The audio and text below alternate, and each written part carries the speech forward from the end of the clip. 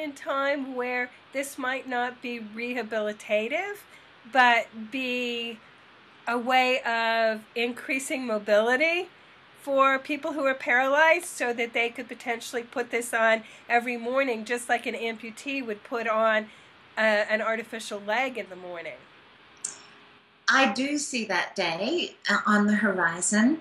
I see it as soon as possibly 2015. There's different companies out there. I represent as the executive director of Bridging Bionics Foundation. So while I wear the exo as an exobionics manufacturer of this exoskeleton, there's other exoskeleton manufacturers out there. There's Rex from Rexobionics, Rewalk. There's also Indigo that's coming onto the horizon, made from Vanderbilt University and manufactured by Parker Hannafin.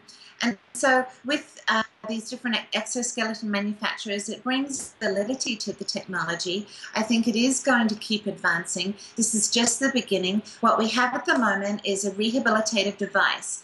And with the exo, they have worked really hard on perfecting the gait. And so it's a gait therapy device, right, to get someone back walking normally. But I see that it's going to be able to go up curbs and stairs, over uneven terrain, up and down ramps. I do see that this is going to become a device that will be functional for daily living. Mm-hmm. And what the company has invited me into, so that I'm an integral part of the process, they teamed up with 3D Systems and collaborated with them, Exobionics did, so that we could look towards a new design for an individual, so that for the first time, instead of a completely functional, mechanical and utilitarian device, we're now looking towards a design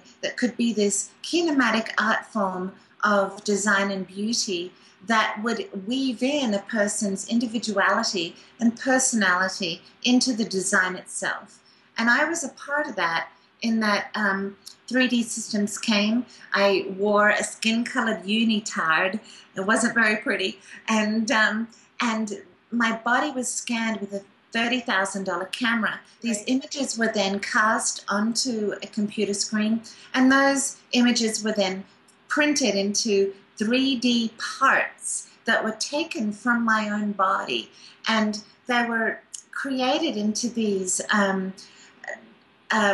striated filigree patterns that were complex, and they resembled my own muscles, and they were put on this robot. Now, this material is a nylon material that was 3D printed. It's very robust, it's very strong, super lightweight, and flexible as well.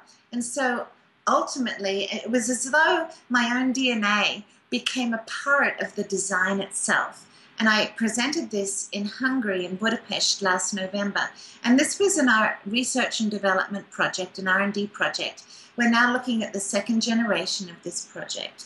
And so this is something that we're looking toward the future of. Where can this go so that we can maybe weave color into it? When I say personality and individuality, I mean, I'm a girl. I want high heels. What's the biggest limitation on either the person or the device to being able to pretty much use this on a daily basis? I mean, as just a part of your daily activities, to put this on and then go for the day with this exoskeleton on. What's the biggest roadblock in making that happen? We need to make that big leap to getting it to be an individualized device. And at the moment, this device is meant to walk on flat terrain, no more than a 2% grade. Now, I've pushed it to the limits, and I take it out and I take it on different ramped surfaces, but it is only meant to be for no more than a 2% grade. And so what I see is if we can individualize it, if it can become slimmer and sleeker, smaller, so that I could, don it in my wheelchair. If I could use it to sidestep and to don it in the morning and use it throughout the day, right, as a utilitarian device. I see it happening. It's a ways off, but I really want your viewers to understand that what we have right now is a rehabilitation device. And people challenge me and they say, yeah, but it doesn't do this, and it doesn't do this, and it doesn't do this. And my comeback for them is, well, isn't walking enough? right. Really, I mean, for the first time in the history of movement, we have another mobility device for rehabilitation other than the wheelchair. And that's a large statement. Right. So, since it's a rehabilitative device, obviously we've talked about one use, which is people who've had strokes or something like that, who will ultimately recover mobility, and this is going to help them. But for paraplegics, they will not regain mobility. So in what ways does it rehabilitate someone who is wheelchair bound? Well, actually, that statement that you made is being challenged right now by a really incredible scientist, Dr. Susan Harkema, out of the University of Kentucky with Fraser Institute in Louisville, Kentucky. And she's implanted neuroprosthetics below the lesion, below the injury level, and she's determined that voluntary movements can occur, and there's a message somehow getting from the brain into the spinal cord. She's determined that the spinal cord is as intelligent as the brain. It's as malleable. It has a memory. It can relearn, and that there's every reason to prepare your body to walk again if you're deemed a complete paraplegic. And in the past, rehabilitative clinics and centers have rehabilitated a person above their level of injury. So say I can just move from my waist up. Let's just keep this moving. And there was very little push and desire to help rehabilitate a person below their level of injury. There's studies and evidence now that speak to the importance of locomotor training, where high dosage stepping and walking repetitively in a repetitive gait pattern can actually not only help rewire the brain, but rewire the spinal cord. Okay. And so there's a lot of evidence that speaks to this technology, and not just walking on a treadmill, in a robotic device on a treadmill being suspended. There's everything that speaks to the validity of fully weight bearing. So we need to weight bear so that we get better bone density, right, to walk over ground with the world going by us, but also to do that in perfect biomechanical alignment. And that's what an exoskeleton suit does. Okay.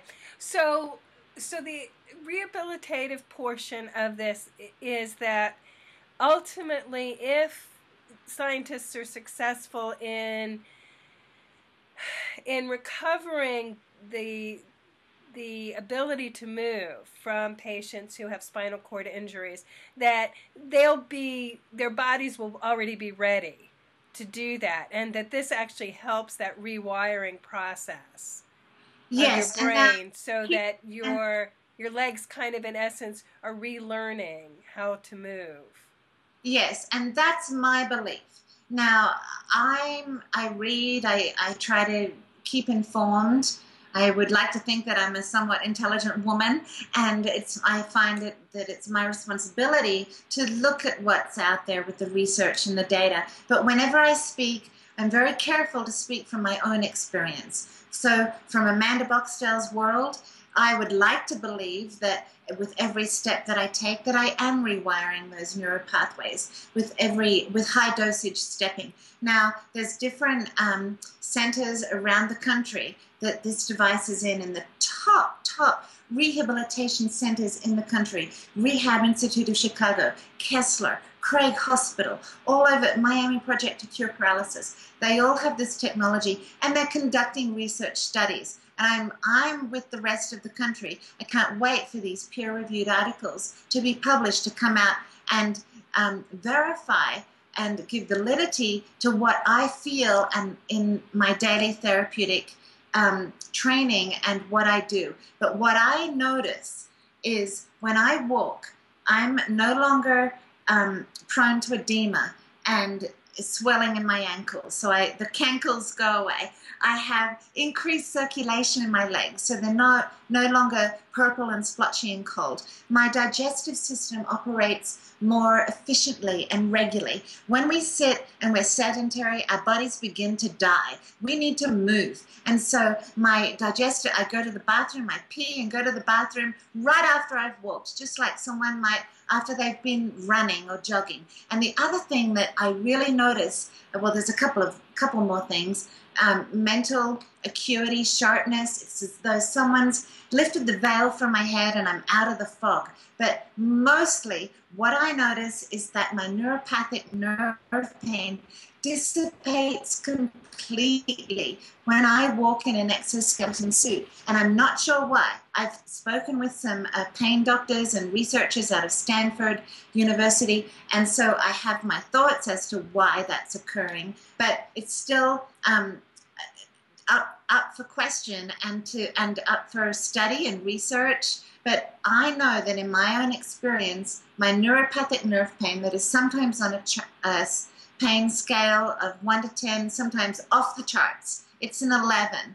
It dissipates completely when I walk. And that's what I mean by quality of life.